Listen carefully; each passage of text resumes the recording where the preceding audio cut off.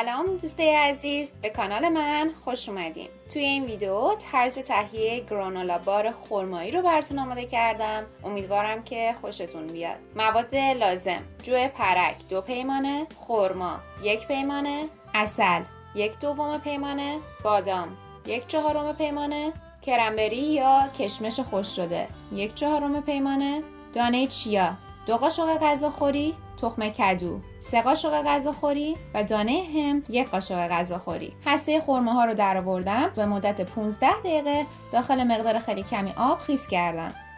بعد اون رو به همراه عسل داخل دستگاه غذاساز میریزم، چند پالس میزنم تا یک سوسی به وجود بیاد.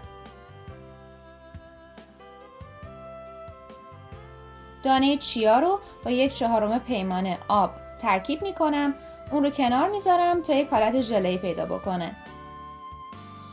جو پرک و بادام رو کمی آسیاب کردم، اونها رو داخل یک کاسه ریخته، تخم کدو، کرنبری، همت سید و سس خرما رو بهش اضافه میکنم. چیا سید هم کاملا حالت ژله‌ای به خودش گرفته و اون رو هم داخل کاسه میریزم. حالا مواد رو خوب هم میزنم تا کاملا با هم مخلوط بشن.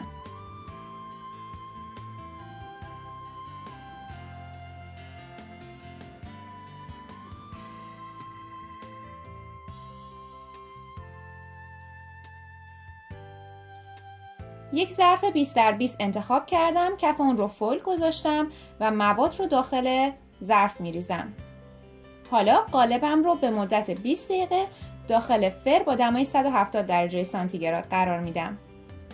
البته شما میتونید بدون استفاده از فر هم به مدت 4 ساعت قالبتون رو داخل فریزر بذارید و این گرانولا بارها کاملا خودشون رو میگیرن و قابل استفاده هستن.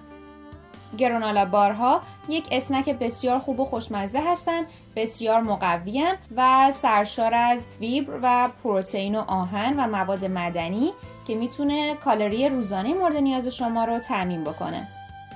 امیدوارم که حتما این اسنک خوشمزه رو درست کنید و لذت ببرید.